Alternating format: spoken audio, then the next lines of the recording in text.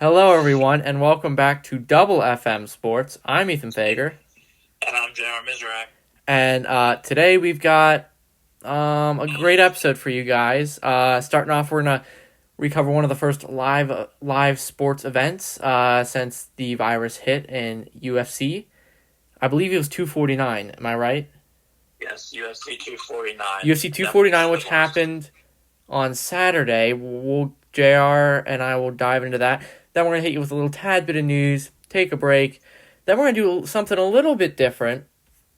We're going to talk about the every Premier League team's best player, which should be very interesting. And then to round off today's episode, we are going to do what we normally do. What we're starting to do is talk about an NFL division's rosters, and this time it'll be the NFC West teams. So yeah, let's get into it. So obviously with UFC 249 happening, there are some great fights. Yeah, I mean I watched a little bit of it, but I know JR definitely has some more info on it than me, so I'll let it to him. Where do we want to start? Because I know there were good fights pretty much all night long, from the early prelims the whole way to the card fight with Ferguson and Gaethje. I mean, I gotta be honest, probably my favorite fight of the night was the second fight, and that's saying something because that was in the early prelims, and usually the early prelims aren't your best fights. It's usually a bunch of up-and-coming guys, but it was Bryce Mitchell, also known as Thug Nasty, my new number 2 UFC fighter when it comes to favorites, against, I can't remember the guy's name. Let me look it up real quick. But the fight was just, it was amazing. I mean, Mitchell he had the guy's number all night long, all 3 rounds. He just absolutely dominated. I mean, it was amazing to watch. I didn't even know what a twister was until Saturday night, and I think I saw it at least 10 times. So, I mean, like I said, it was impressive. It was very, very impressive. I don't know how. The guy's name was Charles Rose, so I don't know how he didn't tap. Like I said, insanely impressive. The prelims, Ethan, I'm assuming this is what you watched, right? Yeah. I mean, the prelims were outstanding. I mean, Vicente Luque versus Nico Price, the first fight of the prelims, they were just hauling off and hitting each other in the head, and it was great fighting. I mean, their chins both held up. It was amazing. Luque ended up coming out on top with a stoppage because of a cut under Nico Price's eye. But again, an amazing fight. I definitely loved watching that one. The next one, however, though, I don't know about that. It's no hate to the strawweight division in the women's strawweight, but it was not fun to watch, Ethan. I don't know if you saw that one, did you? Wasn't it the only women's fight of the whole night? Yeah. Yeah. I didn't watch it. I watched the highlights of it, and I mean, I wouldn't say it was not interesting. I just think there were better fights out there. But, I gotta be honest, to me it was boring. I mean, coming in, I thought Carla Esparza would win, which she did end up winning as the favorite. But I just thought with her wrestling dominance that she would, stop it before it came to a decision. And Michelle Watterson, all credit to her, she did what she had to do to get herself through 3 rounds of fighting. But, the strategy wasn't very exciting for people to watch, in my opinion. So, I mean, good for the two of them. They had a solid 3-round fight, but I just didn't think it was that interesting. Yeah, one of the fights I did watch, actually, was the Cowboy-Cerrone fight. Yeah, that was a big one. I liked that. Obviously, Cowboy lost again. 4th fight in a row, yeah. That's tough. And obviously, I don't know what you think about this. He is 37. Do you think he's going to be done? Or, what do you think? What do you think is going to happen? I don't know. I've heard reports that Cowboy wants to be the first fighter to fight 3 fights in a week, but I've also heard things saying that he can see the end of the tunnel. So I think he's not done yet, but I think he knows he's getting close to it. Okay, yeah.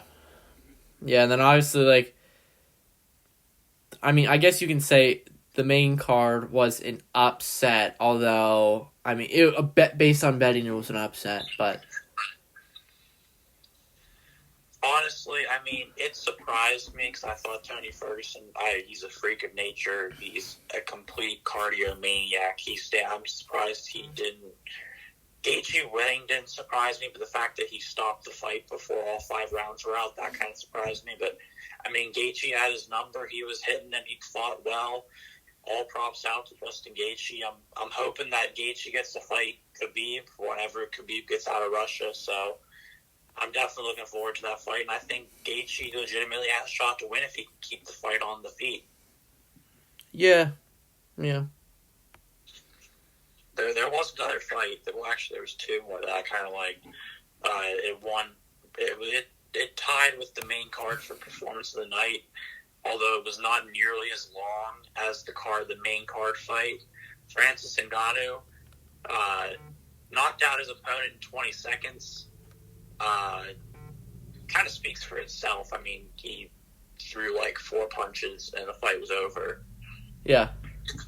So I like watching that, especially because those quick knockouts are electrifying and they're great. The other one that I want to talk about was Henry Cejudo versus Dominic Cruz, and in the end, I had Cejudo. I thought Cejudo would win. He did, although there's a lot of controversy around that fight. Ethan, I don't know if did you watch this one? Because I don't think you didn't buy pay-per-view, right? No. Well, what happened was Cejudo caught Cruz with a knee, and Cruz went down, and Cejudo was jumped on top of him and started hitting him. And at one point, the ref broke up the fight and called it. But it looked as though Dominic Cruz was trying to get up. And so there's a lot of controversy as if maybe he called the fight a little bit too soon, especially with it being 2 seconds before the bell. I don't know. I personally do think it was called a little bit soon. It does look like Cruz was getting up in the replay. But, what can you do? There's different angles, and the referee saw what he thought he saw. And Cejudo retained the belt. But Cejudo will not retain the belt technically because he shocked the UFC world announcing that he would retire, and he is going to pursue real estate, which is a little bit interesting, especially because I don't think he's fought that too entirely much. If I'm not mistaken, he's 19 wins or something like that and only a few losses. So that was kind of a shock. But that leaves the bantamweight title up for grabs, I guess. Yeah. Well, yeah, we'll see what happens. Obviously, good sign that sports are on the way back, hopefully, because obviously this just happened. And obviously a lot of leagues are starting to lay out plans for when they want to return to sports, and it'll be very exciting. My only thing is, obviously, if all of them come back, it just has to be in a safe manner, because obviously we don't want this spiking up again and even having to wait longer for sports to return. Yeah. But it should be exciting. This summer, based on what I've heard, there could be a ton of sports going on this summer. So yeah. It could be very interesting. I think that'll definitely make it, if they're able to do that, they're able to make it work with all the cities. If they're doing what they're talking about, we could literally be talking about hockey playing the playoffs, basketball playing the playoffs, baseball season starting, and you might even be able to mix in some NFL preseason games all around the same time. If all the sports leagues can work that out, that it works and doesn't have conflicts in stadiums and stuff, I think that's definitely a reward for all of us sports fans. Well, not even to mention the Premier League is probably going to come back too. So soccer's going to come back as well, which we'll get into in a little bit. But it's just it'll be nice to have sports return, because obviously until this happened, we've pretty much been without sports for a solid 2 months in America. I know in other countries they're still doing like baseball and other stuff. But in America, we haven't really had sports until this, so it was good to see this. And it's good to see that this could possibly lead to better things. So I'm excited to see where this goes, and I'm hoping this summer we have a lot of sports to watch, because normally in the summer, unless the World Cup happens, like, obviously got baseball, but other than that, there's not really much to watch. Yeah. This summer it's gonna be like you're gonna be watching everything. At least hopefully. Hopefully, yeah. So, yeah, it'll be exciting. So, yeah, that was a great UFC event. When's the next one? Do we know? I mean, there are fight nights both the 13th and 15th. They're not nearly as big. Okay. I don't know if any of the UFC the card fights have been announced of when they're actually happening. Okay. I see one on June 6th, but I'm not entirely sure if it doesn't have anything, and so I'm not sure if that was a previously planned one they had to postpone or what, but there should be more UFC fights coming, I'd assume. Yeah. Alright, well, that's what's going on in the UFC world as of now. I guess we can move in, before we take our break, to a little tad bit of news. JR, you said you had some stuff you wanted to talk about, so. Yeah, not much besides the UFC fight, but there is a little bit. The first round pick to sign his deal was defensive tackle out of Auburn, Derek Brown. Signed a nice 4-year rookie deal worth about $23.5 million with the Panthers. I mean, it's not much to talk about, but it's the first one of the year. So, congrats to Derek Brown. He's definitely hopefully going to be able to get some more money along the way. Have a promising career. Well, I know, based on our draft reaction, I know you're very happy the Panthers took him instead of another player. Yes, I am very happy the Panthers went the route of Derek Brown. Definitely very happy about that. Yeah, all right. Well, next piece of news, Ethan. I don't know if you're going to like this. Uh-huh. This is 2 days ago. Ethan, I know you're definitely not going to like this. Probably not. You definitely aren't. I'm not 100% sure how you say his name, but Tua Tagovailoa's little brother. Oh, yeah. Okay. Entering the transfer portal. Yeah. And Ethan, I want to get your opinion on that, because I know you said I know you texted me that you'd be fine, but I really don't know how you feel about that. I mean, it's more of the name that I'm upset that's leaving, because obviously, Tagovailoa, obviously, we had to, he won us a championship off the bench, so, and I do like the Tagovailoa family. So, that, more than anything, is that's going to be the hardest thing for me, if I know he's entering the transfer portal, so, and rumors are actually that since Tua's in Miami, he might try to pick somewhere close to home, so look out for maybe even the Miami Hurricanes, possibly getting him. But yeah, it's the name. Obviously, we never really saw him play, so I don't know. I don't really know if I can make a fair assessment whether that's, well, obviously it's bad for us, but we do have two quarterbacks still that are going to compete, and I think Bryce Young, who we got this year, and Mac Jones, who played a couple games last year with Tua's injury. So obviously it sucks losing Talia, but I think we'll be okay. I mean, if I do recall, you did tell me that people were saying that his younger brother could be better than him. I did, yes. That is true. He could. I don't know if he is, though, because he's never played, so I don't know. If those are the reports, that's a little bit bigger of a loss than just a loss. I mean, you're talking about a guy who won you a national championship, was in the Heisman race. I mean, and to lose his younger brother, who is supposed to be better than him, and with no offense to Mac Jones, I think he is better than Mac Jones, but No. I'm not even saying I'm not saying he's better than Mac Jones because I think he definitely is. But Mac Jones, I just don't think is the answer for Alabama. I really don't.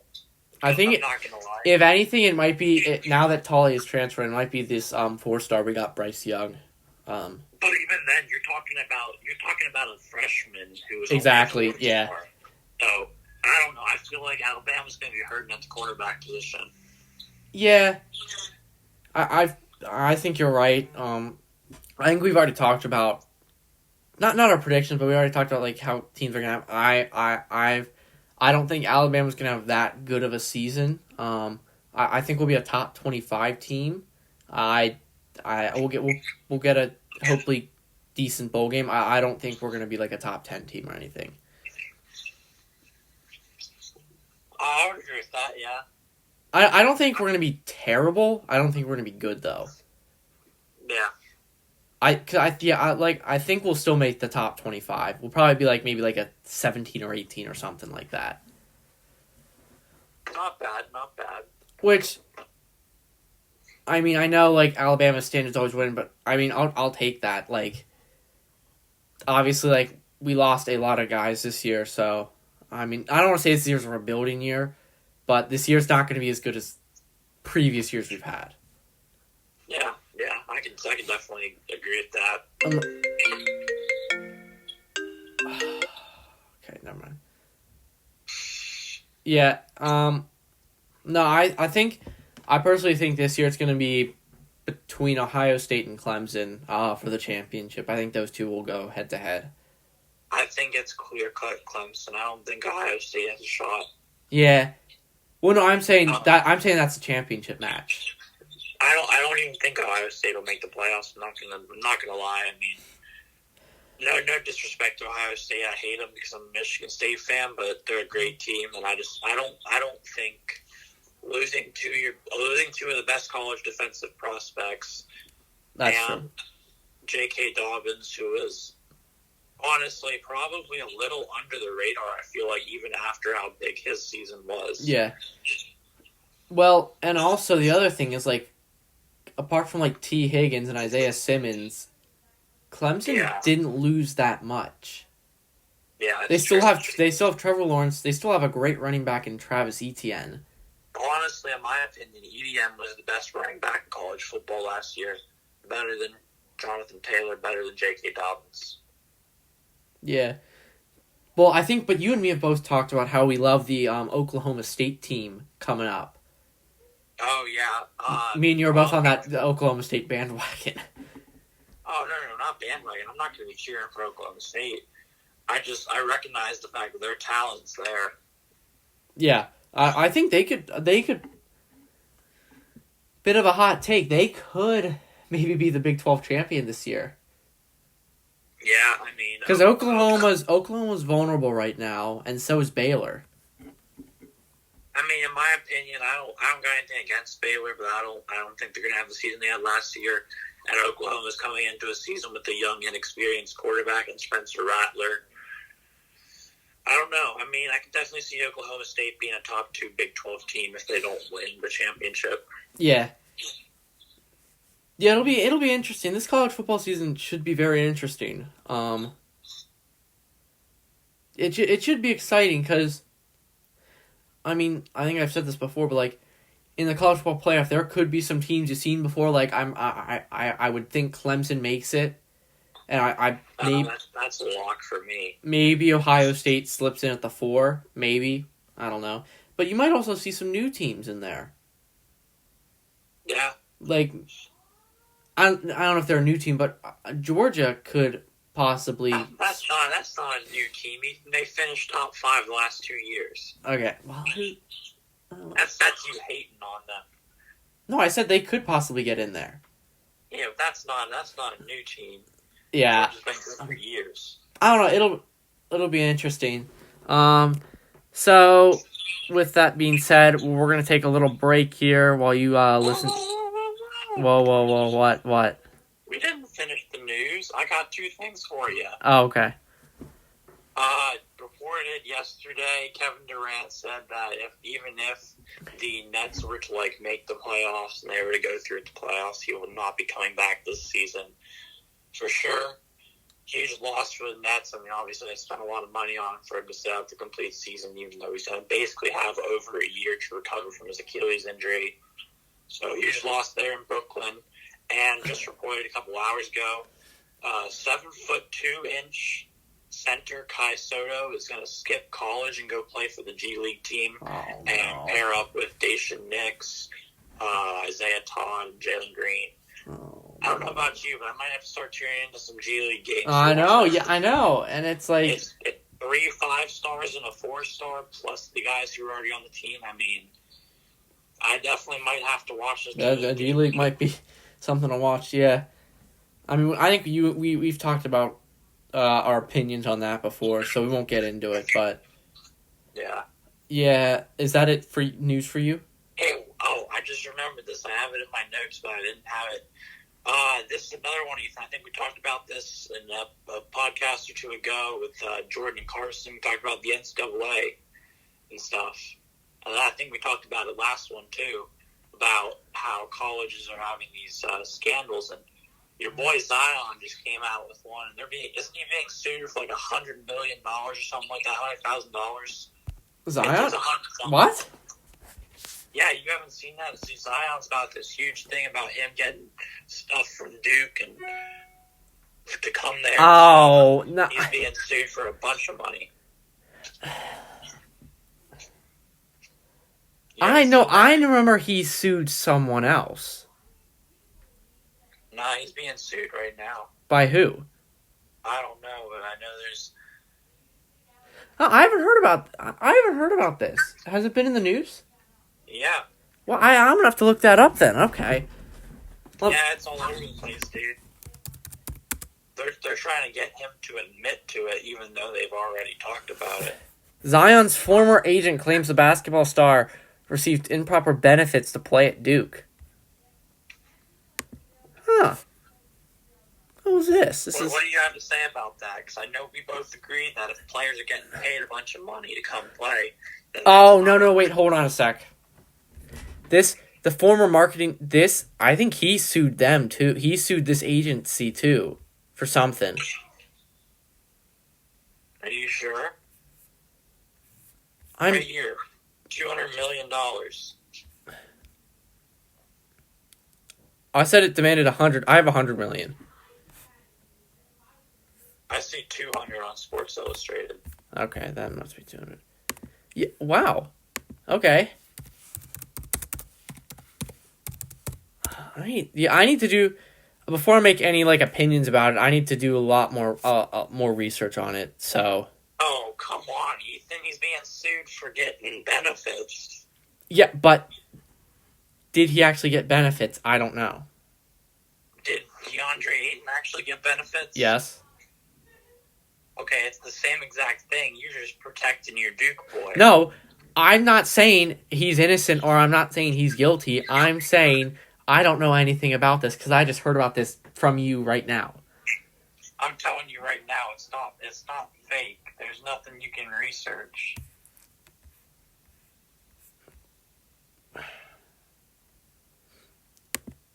Well, no, okay, here.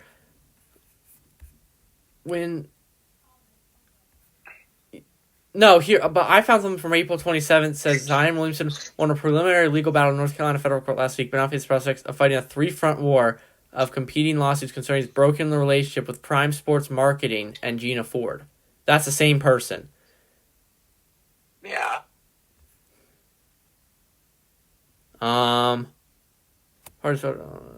Exposure once in the possible deposition, but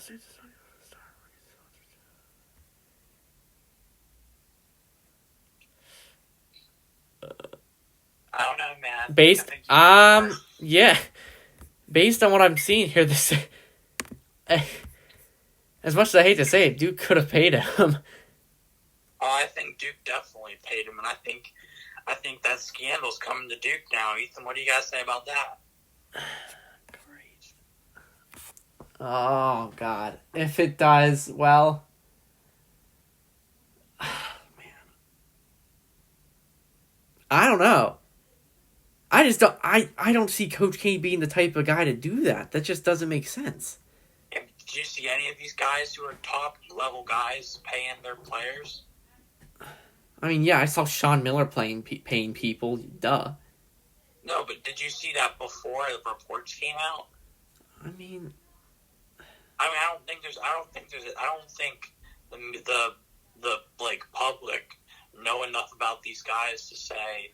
I don't think they would ever do that, or I think they would do that until the reports come out, and then it's like, oh yeah, geez, okay, this has been happening for a while.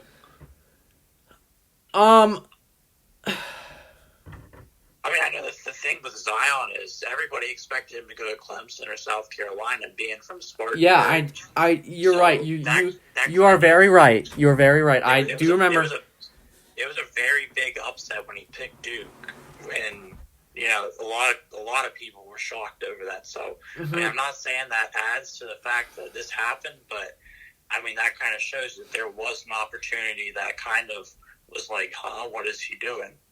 Yeah. No, I'm just in shock right now. I don't know how I didn't see this. They've just been going on for a few days. Okay. Well, I mean, like, I don't really. The thing is, like, I'm not saying this to protect Duke, but I don't really think I can have an opinion until I hear like the final verdict. I don't think if he's legitimately getting sued, and they think that if they legitimately think that they can sue him for this, I don't think there's any way that something didn't happen. Maybe it's not as much as they're saying it is, but something definitely happened there with Zion. I think you're right. Something did happen. I don't know the severity of it. Yeah. Yeah. Yeah. So. I guess we'll have more info on that as it comes out.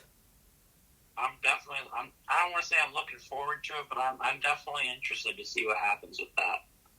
Well, why? Because you hate Duke? No, I just want to see what happens. I mean, that's huge. I mean, we're talking hundreds of millions of dollars, dude. That's a lot of money. No, wait. Who would that be? Like just Zion paying that, or would that be everyone? Well, that's them suing Zion. Why aren't they suing Duke then as well? Well, I mean, the NCAA will probably... They'll launch an investigation. But, I mean, they're filing the lawsuits against Zion. Well, and obviously, like, with all the allegations coming out, this could be another one that... Yeah. Wow, yeah, I didn't see this. Well, I mean, I guess we'll all I gotta say is we'll have more information as it reveals itself to you guys. Yeah, this is Ethan, you're in shock. I know, yeah, I am. I can tell you this right now. I want to say 99% guarantee that Michigan State is not involved in this, because I can tell you right now, besides like Miles Bridges and Jaren Jackson, Michigan State hardly ever gets the recruits that they even need to pay. If this does come out, I don't know if I want to be a Duke fan anymore. Ethan's gonna switch up. No, well, because, like, I don't want to be a fan of, like, a school that, like... If anything, I'd just switch to, like, Penn State or something. I mean, that's fair enough, knowing that we're from Pennsylvania. I don't want to say I'd switch to Michigan State, but I've never... Okay, let me say this. I've never hated... Never had a problem with them. I've never had a problem with Michigan State. I've always, Wait, are you sure you haven't had a problem with them? Because... Even though they've beaten us before... Even though they beat... Like... Lehigh beat us, and I don't have a problem with them. That's because Lehigh's a nobody. UNC... Oh, no, I do have a problem with UNC. But, Exactly. No, like... I don't have a problem with Michigan State. They beat us fair and square, and that's it. Like, they were a good team. Alright. I'm not going to switch to them, but I've never had a problem with them. Fair enough. Yeah, so, I mean, I think we should take a break. Because we're 30 minutes in, so we're running very long. So we hope hope you enjoyed the first segment, and now we have a sponsored ad for you to listen to from our good friends at Anchor, so make sure you check this out. Hello, everyone, and welcome back. Thank you for listening to that ad, and as I said before, we're going to get into the next piece of our show here, and we're going to talk about every Premier League club's best or / most important player. So, what order do you want to go in for this? I say we just go in alphabetical order. Okay, so do we want to start off with Arsenal then? Technically, I have AFC Bournemouth at 1 because AFC technically is ahead of Arsenal. So do you want to start with Bournemouth then? Sure. Okay, sure. I said, who do you want to go first, or I go first? It doesn't matter to me. I'm debating between two people, so. You can. Okay, I'll go first. I said Josh King. Josh King. Yeah, that's respectable. I mean, I just think he's been very valuable to them, especially since they're like dealing with relegation. I just think he's been like one of the key pieces in attempting to keep them above. But yeah. Right now, I'm looking between Nathan Ake and Callum Wilson. Okay, yeah. Ake's been a good defensive piece for them. He's decently young at 25. And Wilson's had 10 goals this season, so he's leading the team in scoring. And, yeah, I mean, there's not many great players on Bournemouth, not to hate, but, you know, like you said, they are facing relegation, so. Yeah. So, all right. Well, I mean, both those players are respectable. No issues there. I guess we'll move on to Arsenal next. Yeah. Okay. For me, this might be a bit of a wild card. I said Aubameyang. I'd agree with you. Because I said he's had 15 Premier League goals this season. I think he's just been very valuable to them. Yeah, I would agree. I mean, the only one that I'd really say is close is probably I don't know. I think Aubameyang's probably their best guy for sure. All right. It was maybe some time ago, but not now. Yeah. So Aston Villa next, right? Yeah, I said this is an interesting one. I said Jack Grealish. He's their top goal scorer and assist maker.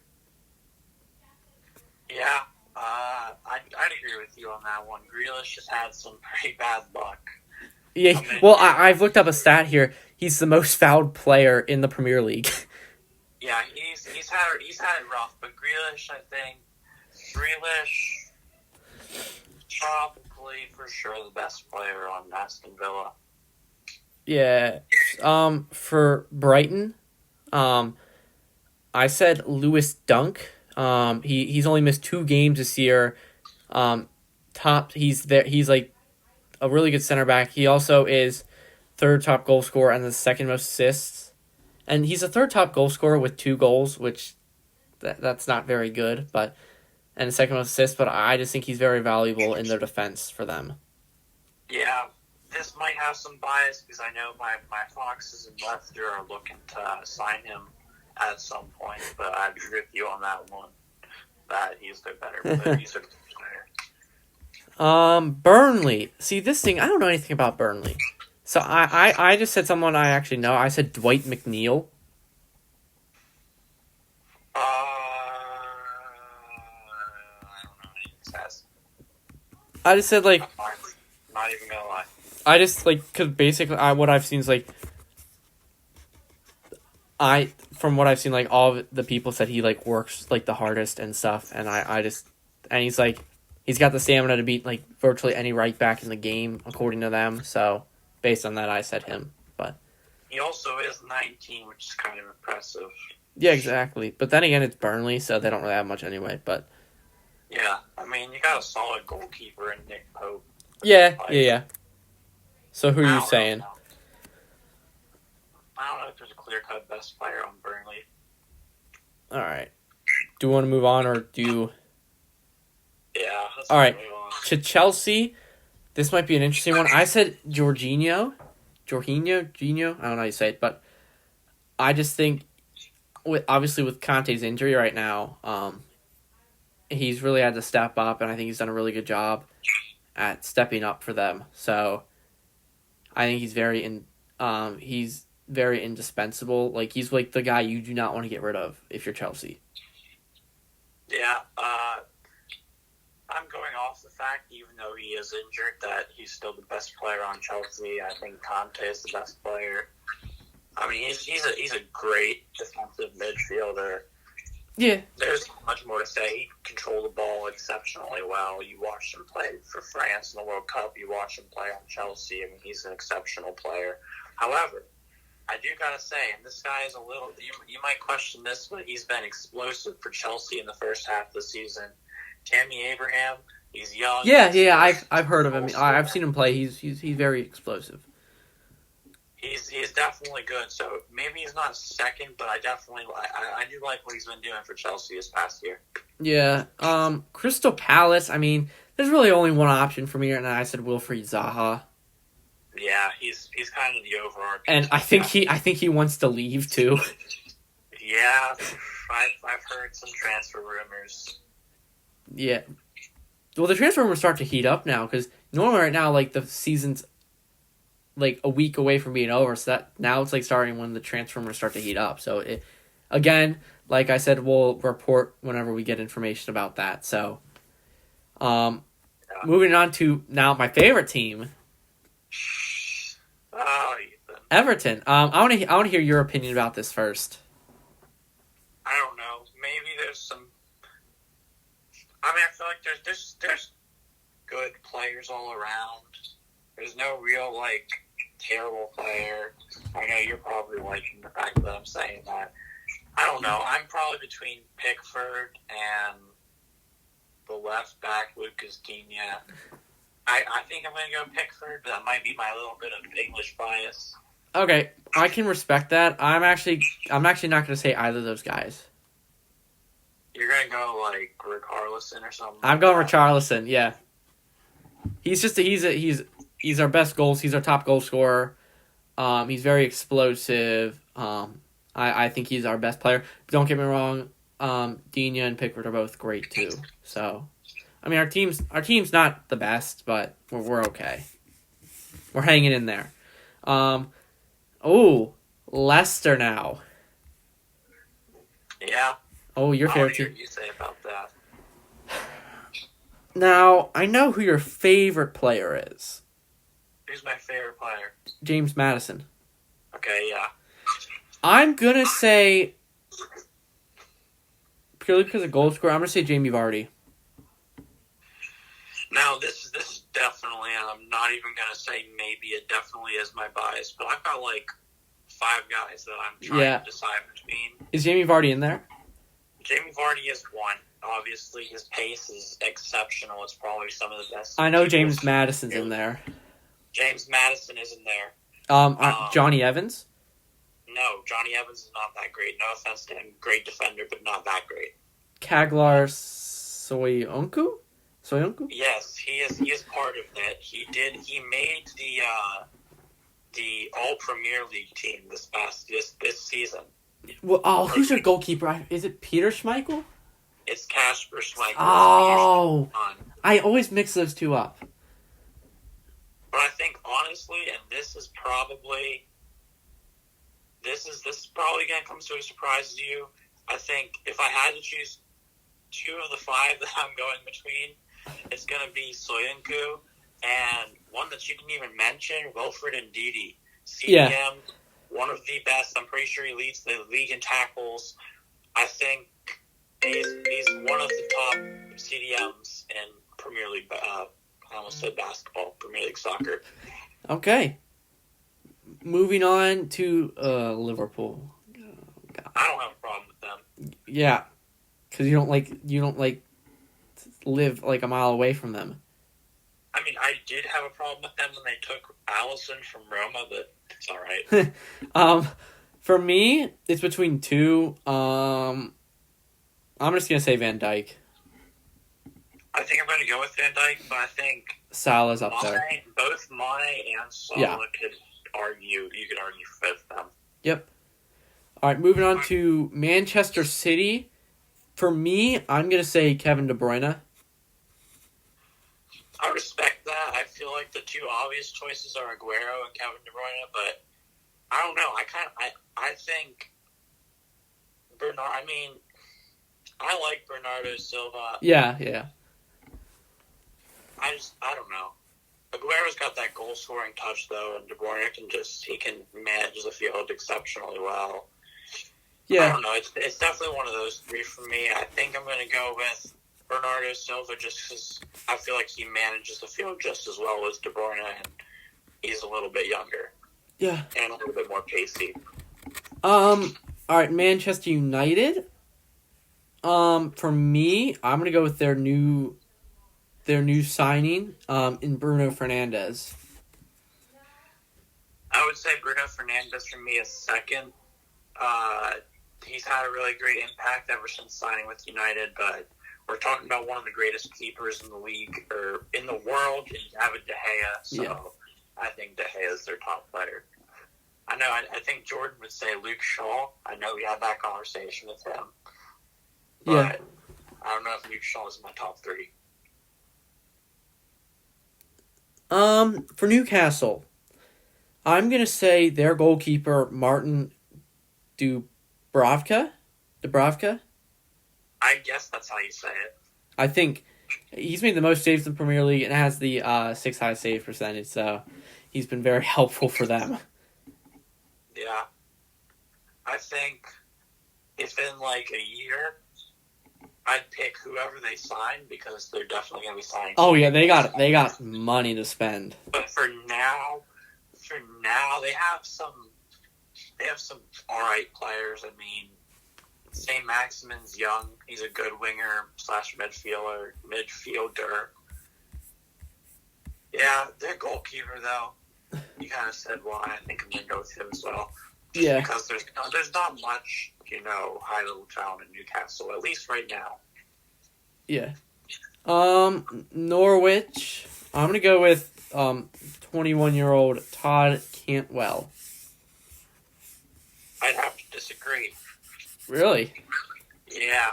Now I don't know. I don't know anything about Norwich. I'm not looking at stats, but Timu Pukki had an insane start to his year. I don't honestly know if it continued, but I think he's a goal-scoring phenomenon, and I'm going to go with him as the top guy for Norwich. Okay. Moving on to Sheffield. This might be a little bit of an interesting one. I'm going to say their goalie, Dean Henderson, because he's second in terms of clean sheets and save percentage. And obviously with Sheffield having an amazing year this year, he's been a key factor in that. Yeah, I'm also going to go Dean Henderson for those reasons, along with the ones that I don't recognize anyone in the starting 11. Southampton. That's a joke. I'm going to say Danny Ings. He scored nearly half their goals, and I know why he said it was a joke now, because they lost 9-0 to Leicester. Yep. I think I'm going to say Danny Ings, though. Yeah, for me, it's between Danny Ings and... Actually, yeah, no. Danny Ings is really it. Tottenham. Oh, this could be interesting. You and I have talked about this player before, and I think I'm going to go with him. I'm going to go with Lucas Moura. I'm not. I'm going to go with Harry Kane, one of the best strikers in English football. Okay, that's fair. Doesn't Lucas Moura come off the bench for Harry Kane sometimes? Well, I'm saying when Harry Kane and Sung both were out, he played really well. So. Nah, I got Kane. I definitely got Kane in that one. Okay. For Watford. I don't know how to say this guy's name. Abdoulaye Doucouré, we'll say. I don't know. He's a second top goal scorer. He seems very valuable to their team. So. Yeah, that's probably who I'll go with again. I don't know many of these players. on Watford because they're not, top talents that you hear about all the time, but I have heard of Ducor before. So, based on the fact that I at least know his name, I think that's who I'm going with. All right. We have two teams left. We have West Ham and then Wolves. For West Ham, I'm going to go with another keeper here. I'm going to go with Lukasz Fabianski. Fabianski, I think, is how you say it. But, yeah, I'm going with him. Like I'm going to go with, I like him, and maybe it's because I watched him play before he was in the Prem, but Sebastian Haller is a good striker. I think he's probably the best player on West Ham because of his goal-scoring ability. All right. Then moving on to the last team, we have Wolves. I'm going to say this guy who I personally think is really underrated. I'm going to go with Raul Jimenez.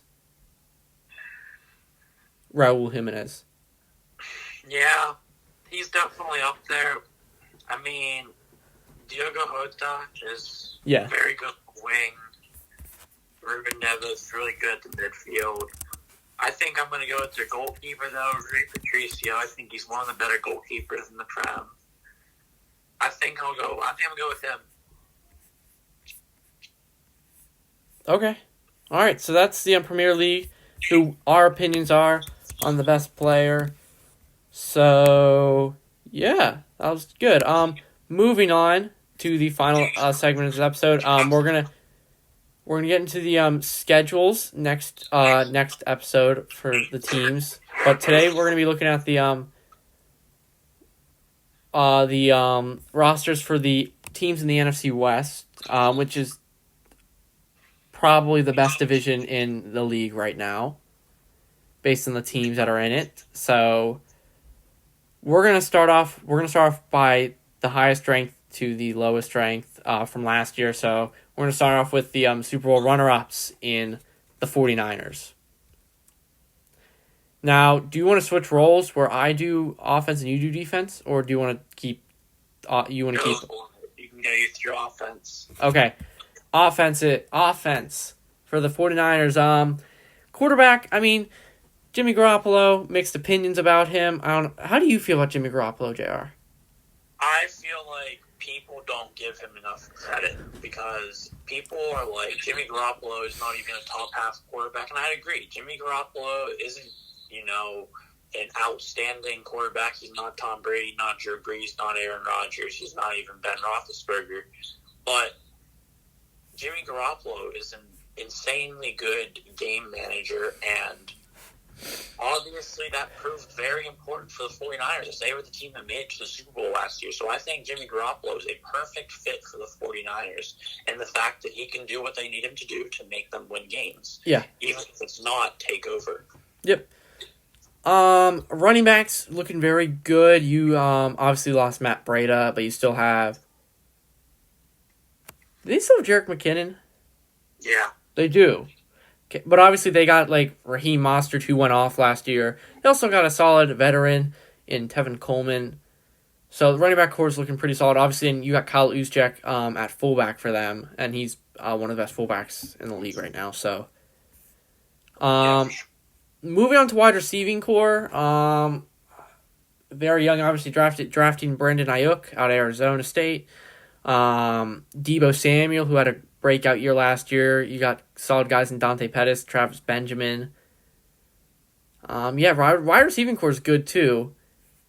And obviously tight end, you got undoubtedly one of the best tight ends in the league, George Kittle. So you're set there for a while. And he's also he's only a 4-year pro, so obviously you're set tight end for a good bit. Looking at the O-line, obviously Joe Staley retired. Am I right? Yes, he did retire. Yes. So he will no longer be the left offensive tackle. Their O-line's okay. I mean, they got Weston Richburg, Laken Thompson. Now Justin School will take that position of Joe Staley. Tom Cobb. What? No, he won't. Who will? Trent Williams will. Oh, shoot, they got Trent Williams. Oh, no, I forgot about that. Yeah, no, never mind. Trent Williams will take that role. So, yeah, O-line solid. Yeah. Moving on for you, the defense. Well, I mean, I think we saw pretty much one of the best defensive lines we've seen in modern day football in the 49ers defensive line. I mean, Eric Armstead, Nick Bosa, D Ford, Solomon Thomas. They had DeForest Buckner, but they traded him and picked up Javon Kinlaw. I like Javon Kinlaw. I think he's a good player out of South Carolina. I mean, the linebacking core is all right. Fred Warner, in my opinion, one of the more underrated linebackers. He had a great season. Dre Greenlaw was a rookie last year. He played amazing. Quan Alexander, he was good. I mean, there's not much to complain about in linebacking core. The secondary is a little bit old with Richard Sherman and Jason Verrett and Jimmy Ward all above 27. But, I mean, it's not bad at all. The safety is probably their weakest spot. Yeah. And even then, they have guys like Jaquiski Tart who are at least solid and can play their role. So the defense is looking, in my opinion, just about as good as last year, maybe even a little bit better. And then special teams is, I mean, you got Robbie Gould. He's an all-time great kicker, so. Yeah.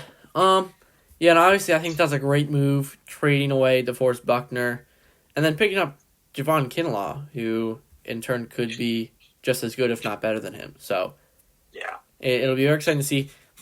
Yeah, the 49ers didn't lose that much. The only really big guy they lost was Emmanuel Sanders this year. Yeah. So, we'll see how that goes. And moving on to the second best team in the division, we have the Seattle Seahawks. Looking at offense, obviously one of the best quarterbacks in the league right now with Russell Wilson, so you're easily set there. For running backs, Chris Carson had a big load last year, and he did pretty good with it, and obviously got Rashad Penny behind him, so nothing to complain about there. Wide receiving core, obviously DK Metcalf, who showed signs of potential last year. You also have Tyler Lockett and Philip Dorsett. So, looking solid there. Tight ends, you got like a long time guy that's been there for a while, and Luke Wilson. You also signed Greg Olson, and you also have Jacob Hollister and Will Dissly. So, tight end core solid. O-line, I mean, it's not that great. Yeah, I would agree with that. So, I mean, it's okay, not the best we've ever seen, but yeah, I think defense now. Yeah, the defensive line is all right. And they got a veteran in Bruce Irvin. He was good during his prime, but I'd say he's out of it now. I mean, I like Poona Ford as a defensive tackle. Jerron Reed's all right. No one really special on the defensive line, though. Yeah. Linebacker core, though, I would say the linebacking core is just as good, if not as good as the third. Just as good, if not better than the 49ers linebacking core. Because they have guys like Bobby Wagner, who, I mean, that's pretty much the bulk of it. Bobby Wagner. Who? KJ Wright and Shaquem Griffin, but too. KJ Wright's all right. Shaquem Griffin's all right. I like Jordan Brooks out of Texas Tech. They picked him with, what is their first-round pick, I believe. You know that they gave that draft grade a D+. I like Jordan Brooks, personally. I don't know why they didn't like that. Yeah. But, I mean, cornerbacks, Shaquille Griffin's good. He's young. Trey Flowers is good. He's young. Quentin Dunbar's all right. Solid there. Safety. And Quadre Diggs, all right. Bradley McDougall's all right. No one really good at safety, just like the Niners. And special teams, they got some young guys in Jason Myers and Michael Dixon. Again, they're all right. No huge names when it comes to special teams, but yeah, Seahawks team is, not bad. Yep. So moving on, we have the Los Angeles Rams. Obviously, quarterback Jared Goff. I mean, I've heard mixed opinions about him, so we'll see how that goes. Running back core is obviously losing a big. Ethan, what's your opinion on Jared Goff? My opinion? Yeah, I want to hear your opinion. I mean, he's easy. I think he's all right. I think he fits their system. I feel like people hate on him too much. I mean, they had an 8-8 season last year, right? 9-7, 8-8. What was it? 9-7. Yeah. I mean, he's like, what, 25 years old? Yeah. 26? He's young. He had one bad season, and they still went 9-7. Yeah, I think they'll be fine. Too early on. Yeah. Running backs, you got two young guys in Malcolm. Obviously, with losing Todd Gurley, you got two young guys in Malcolm Brown now and Darrell Henderson Jr., both who showed signs of potential last year. So, wide receiving core, obviously, you got Cooper Kupp, who's, in my opinion, very underrated. And you also have Robert Woods, who played well last year as well. So wide receiving core is solid. Tight ends, no, there's not really much going on. You got Tyler Higbee, Gerald Everett, both solid. Not the greatest you're going to see, but not terrible. Again, O-line, you got Andrew Whitworth, Rob Havenstein, Austin Blythe. I mean, it's solid again. Nothing too much to say there, so I guess the defense. Yeah, I mean, the defensive line is obviously, led by Aaron Donald, whether you want to consider him a defensive tackle or defensive end. He's one of the best defensive players in football. So that's a huge plus sign for them. Along with him, they have guys like a Sean Robinson and the young Ja'Kai White, who, are promising guys, both under the age of 25. So the defensive line's all right. I mean, Leonard Floyd, Samson Ebukam, they're all right in the linebacking core. Kenny Young, they got him from the Ravens. He's all right, too. No standout linebacker like Fred Warner or Bobby Wagner for the Seahawks and Niners, but a solid linebacking core all around. The cornerbacks, again, another one of the best players at his position, Jalen Ramsey. He's 25, so he's young. He's good. He can still develop. One of the best corners in the league. But besides that, their secondary is kind of hurting, in my opinion. I don't think there's really anybody that's big name to compare with Jalen Ramsey on the Rams. So they're all right. I expect them to do about the same as last year. Maybe a game better, maybe a game worse. Yeah. And then moving on to your favorite team, the Arizona Cardinals. Oh, yeah. All right, so let's go in. I'm going to start off with the offense and wrap this show up. Obviously, Kyler Murray won Rookie of the Year last year. Looking to have a big year this year. Yeah. Running backs, obviously getting rid of David Johnson's contract was very smart. And you have a guy like Kenyon Drake right now who fit their system very well. So excited to see him play as a full-time starter next year. Moving on, wide receiving core, you're stacked on wide receivers. Obviously, returning Larry Fitzgerald, DeAndre Hopkins, you got Christian Kirk, and as well as speedster Andy Isabella. So, looking very strong there. I think you gotta say, you are leaving out one guy. You're leaving out one guy. And this is probably, people don't think of him as a good wide receiver because he hasn't played a game in the NFL yet because he was hurt coming out of college. But Hakeem Butler is a huge target. Yeah. So, if he gets to play, look out for him too. I mean, there's 5 wide receivers for you. No, obviously you're going to agree with me. Tight ends, not looking too hot right now. No, it definitely isn't. Max Williams is all right, but I'm not liking our tight end situation at all. Then you got the O-line. It's pretty bad. It's bad. Yeah, I was going to say he was okay, but as JR said it's not the greatest O-line we've ever seen, to put it nicely. But, I feel like the Cardinals always struggle with O-line for some reason. Yeah, they've never really had a solid, top 5 guy out of line. And they've always been all right. Yeah, so moving on to the defense. The defense is a little thin. I mean, the defensive line doesn't have many guys that you consider that great. But they get the job done. Corey Peters is getting up there in age, so he's all right. Defensive line's okay. Yeah. Linebacking core, depending on where Isaiah Simmons plays, they have him listed as a linebacker on ESPN. So, between him, Hassan Reddick, Chandler Jones, they've got a solid linebacking core, in my opinion. Cornerback-wise, they're pretty set. Okay, I wouldn't say pretty set, but I like Patrick Peterson. I like Byron Murphy. Robert Alford's a little old. I think he's good enough. Cornerback's not too bad. Safety, obviously, you got Buda Baker. He is a pretty promising prospect out of Washington. He was a Pro Bowl last year.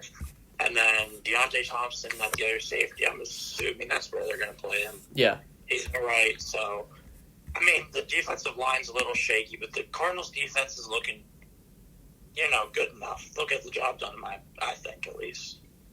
Yeah.